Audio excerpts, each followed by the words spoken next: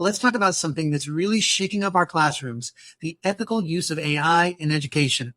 This is a big one. And it's not just a conversation about new technology. It's about the very character of learning itself. And this quote, wow, it just gets right to the heart of it, doesn't it? It's that gut punch feeling when an educator gets a flawless essay, but they just know something essential, something real has been completely lost in the process. And this really breaks it down. On the left, you've got the messy human process of learning. It might be disorganized, but it has a pulse, it has a voice. And on the right, the smooth AI-generated output. Yeah, it's perfect, but the student's unique fingerprint, their actual thought process, it's just gone. The struggle, the discovery, the humanity has been ironed out. So that brings us to our first big idea here, the vanishing voice. And this is so much bigger than just cheating. It's about the erosion of a student's individual expression and, maybe more importantly, the unintended lessons we're teaching in our classrooms.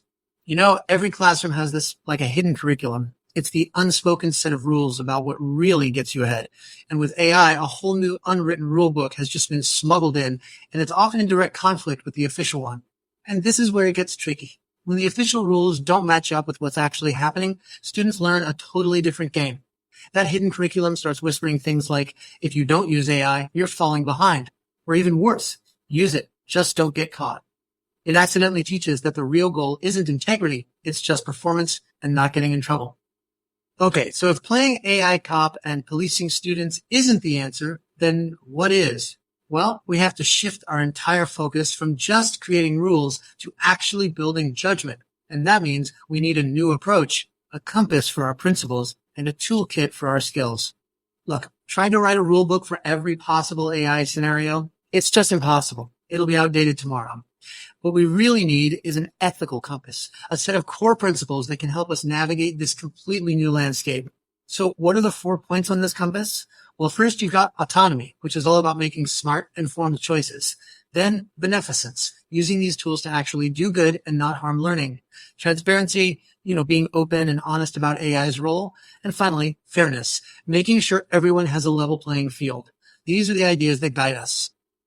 But a compass is only good for direction, right? You still need the tools to actually make the journey. And that's exactly where the Human 5 framework comes in. Think of it as a practical toolkit with 5 key skills to help us all navigate this new AI-powered world. The whole idea behind Human 5 is to build ethical muscle. It's made up of taste, which is about developing a real feel for quality and authenticity.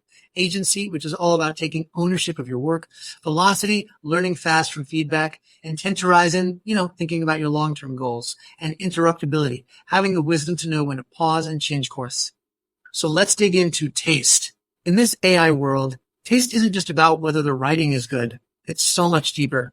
It's about developing this ethical radar, being able to feel the difference between when AI is a helpful tool and when it's just a mask hiding your own thinking.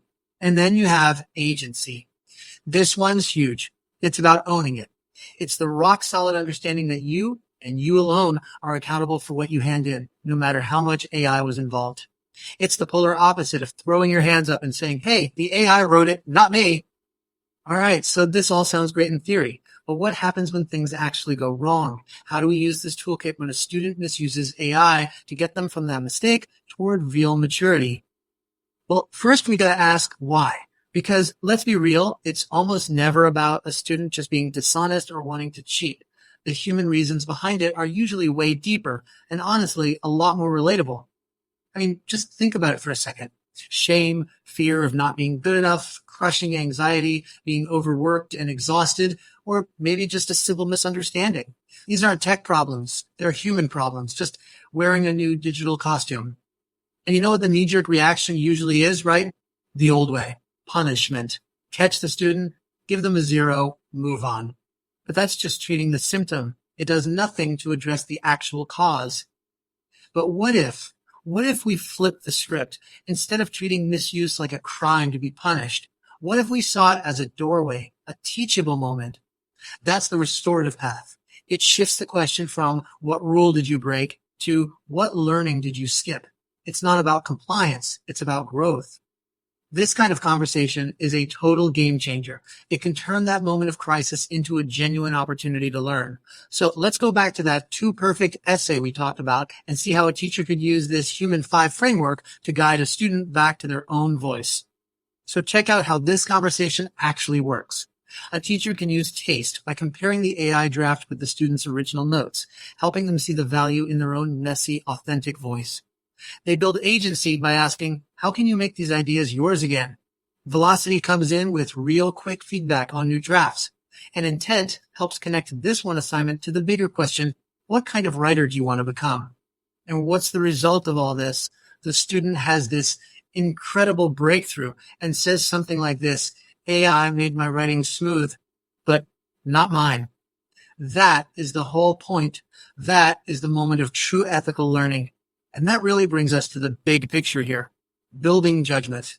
Because at the end of the day, our goal isn't just to manage some new piece of technology. It's about shaping who our students become as thinkers, as creators, as people. The real goal is to help form people who can live well with incredibly powerful tools. That right there, that's ethical maturity. When students really internalize a framework like this, they start asking themselves the right questions before they even act. So I want to leave you with this one last thought. Forget the rules for a second and just ask yourself this. How will your future self, the person you're becoming, judge the way you used AI in this course? See, that's not a question about compliance. It's a question about identity. And that is something worth thinking about long after this is over.